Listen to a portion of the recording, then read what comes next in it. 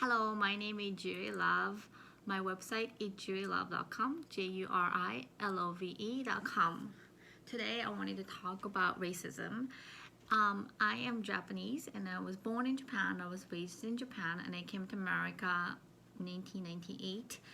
And my first experience about the racism was when I was a student at Berklee College of Music, when I was reserving the ensemble room, which we do like jamming and then band rehearsals.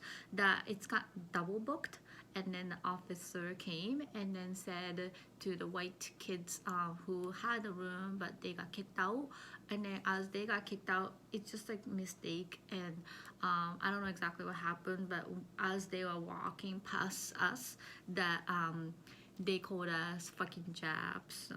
So that was my first experience, something like that. But obviously, like I'm Japanese, and then I don't get like way too much of the racism, like directly towards me.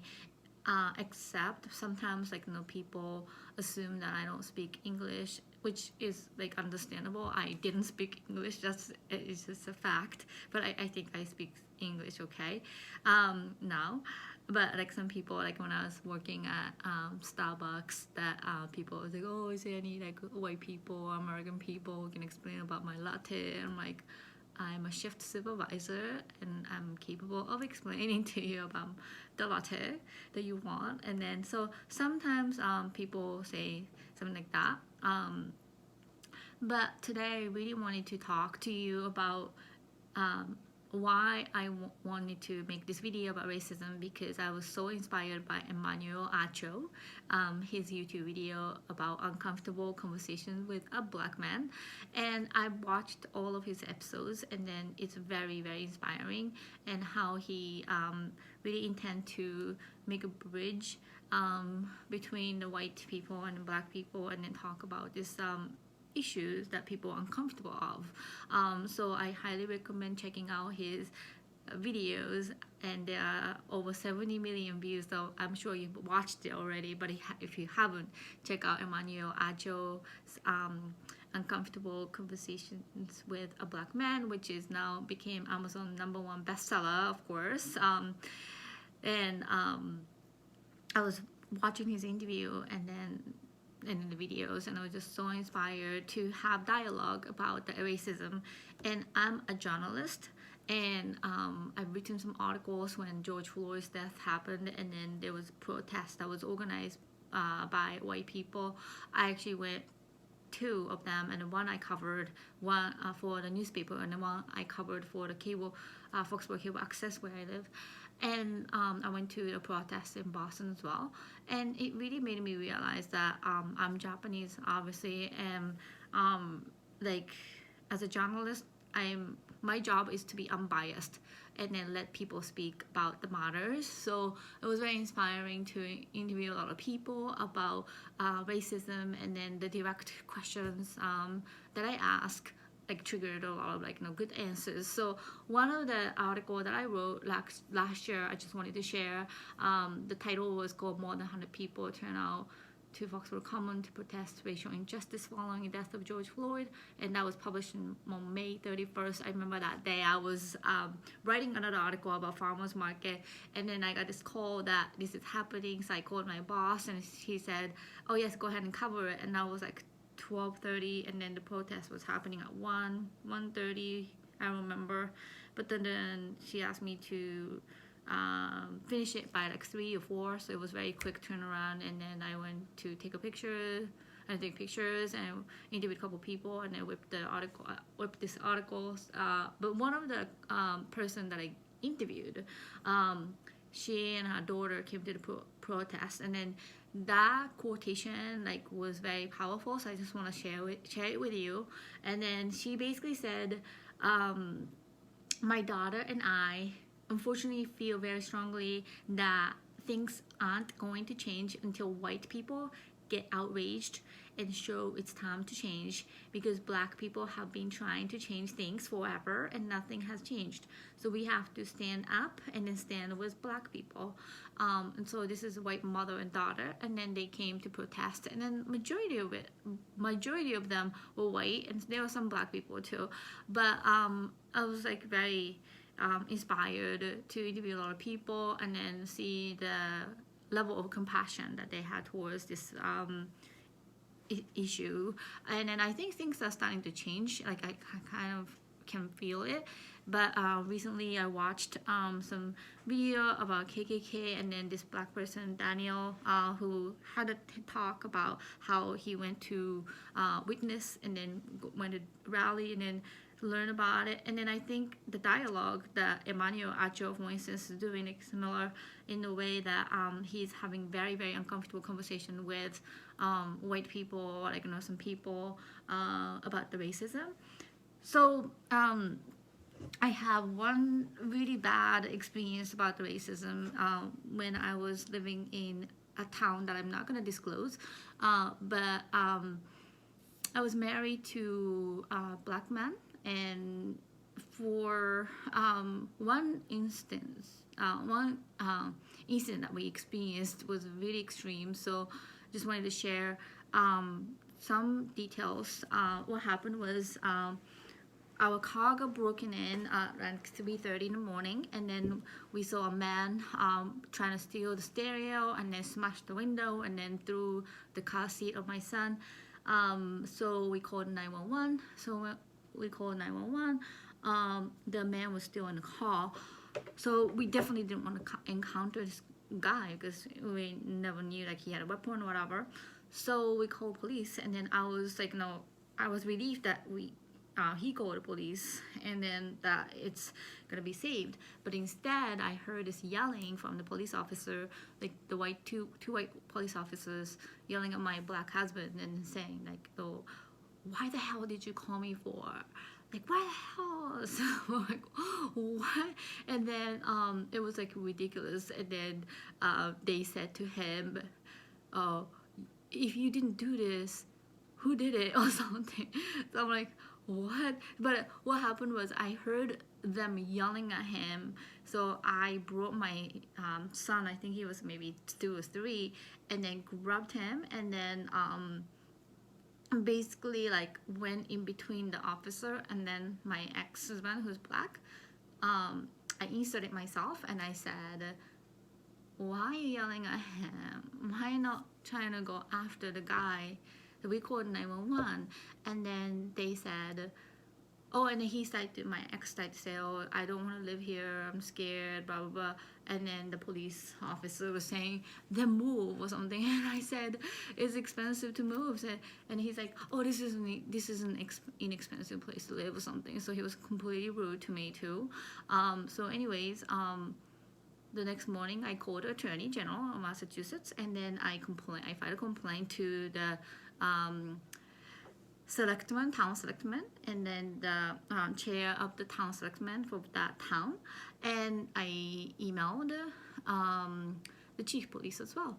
So I wanted to pressure from different perspective, different entities, but not just complaining to the police office, but like I was running nonprofit. I know kind of the pressures and stuff. So I definitely like right away called the Attorney General's office. Then they called right back. It was like really nice of them. And then the town selectman, the chair, like emailed right away. And then they tried to address it. So I was assigned a surgeon to discuss about it. So I went to talk to him at the police station, and then he basically said the white officers, like they were saying different stories and what you stated in the email, and then basically they said, well, you called racism, but our officer didn't say brother or nigger, therefore there was no racism. And then so I was kind of like irritated. I said, how about rudeness? Like, why would you yell at us? And then he's like, what do you want us to do?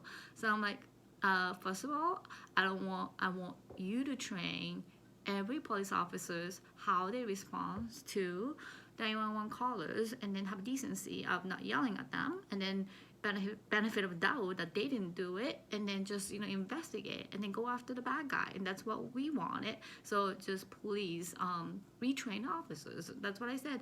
But then later on, there's just like email sent to me and then said, oh, not enough evidence, so there was no complaint, or whatever, no evidence found, so case dismissed. So that's what happened.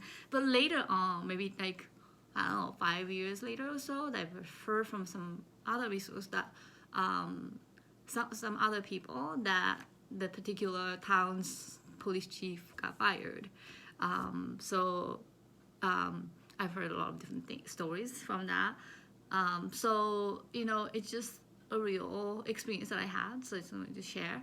But I think like growing up in Japan, I've never experienced this, and then being a journalist and then talking to a lot of people and then watching Emmanuel Acho's video really inspired me to talk about how uncomfortable conversations and dialogue and talking about racism is important. Then he's basically, I know you know about him, but if people who doesn't know much about him, he's Igbo, Nigerian, which is the same tribe as my ex. And then he is a linebacker from former linebacker who played in the NFL and then currently working as an analyst for Fox Sports 1.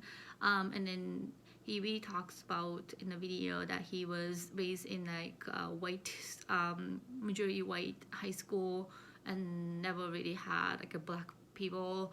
And then NFL is all kind of black, and then he saw like the first practice sometimes, like when they having a lunch, the segregation between like white and black, that the people white people are having lunch and black people are having lunch, and then kind of segregations and stuff. So his interview is very inspiring and interesting, and he's very eloquent, and so I definitely want to meet him someday. Emmanuel Acho.